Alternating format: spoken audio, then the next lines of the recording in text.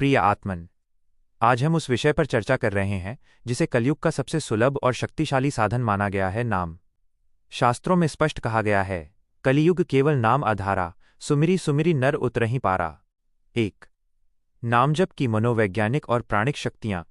सिद्धियों की चर्चा से पूर्व हमें यह समझना होगा कि नाम हमारे भीतर क्या परिवर्तन लाता है। जब हम किसी सिद्ध मंत्र या ईश्वरीय नाम का निरंतर जप करते हैं तो हमारे चित्त की परतों पर जमा संस्कारों की धूल हटने लगती है। वाणी की शुद्धि। निरंतर जप से साधक की वाणी में ओज और सत्यता आ जाती है। वो जो कहता है वो घटित होने लगता है। इसे वाक सिद्धि का प्रारंभिक चरण कहते हैं। प्राण शक्ति का ऊर्ध्वगमन। नाम जप से हमारे शरीर के चक्र जागृत होने लगते हैं। प्राण वायु जो सामान्यतः अधोमुखी होती है वो ऊपर की ओर सुषुम्ना नाड़ी में प्रवाहित होने लगती है, जिससे अद्भुत स्फूर्ति और मेधा शक्ति प्राप्त होती है। 2. नाम जप से प्राप्त होने वाली मुख्य सिद्धियां। योगशास्त्र और पुराणों के अनुसार नाम जप की परिपक्वता से साधक को निम्नलिखित सिद्धियां प्राप्त होने लगती हैं। क. एकाग्रता और संकल्प शक्ति, विल पावर। नाम जप मन के बिखराव को रोकता है। जिसकी एकाग्रता सिद्ध हो गई उसके लिए संसार का कोई भी कार्य असंभव नहीं रहता। उसकी इच्छा मात्र से परिस्थितियां बदलने लगती हैं। ख. अंतर्ज्ञान, इंट्यूइशन। जब अजपा जप हृदय की धड़कन के साथ स्वतः होने वाला जप बन जाता है तो साधक को भविष्य की घटनाओं का पूर्वाभास होने लगता है। उसे दूसरों के मन के भाव और प्रकृति के सूक्ष्म संकेत समझ आने लगते हैं। ग. भय और काल पर विजय। नाम की शक्ति साधक के भीतर से मृत्यु का भय समाप्त कर देती है।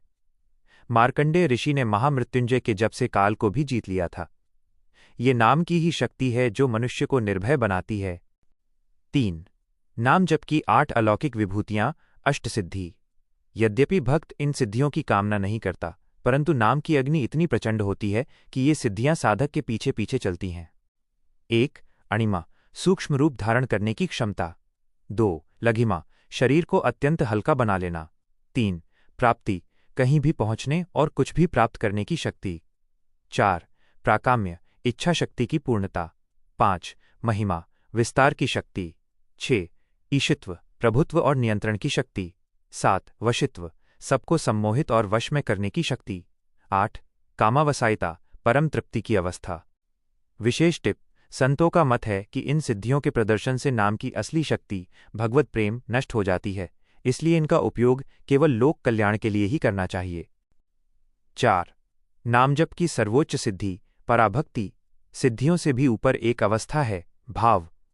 जब जप करते करते आंखों से प्रेमाश्रु बहने लगें और रोम रोम पुलकित हो जाए तो समझ लेना चाहिए कि अब नामी, ईश्वर और नाम में भेद मिट गया है।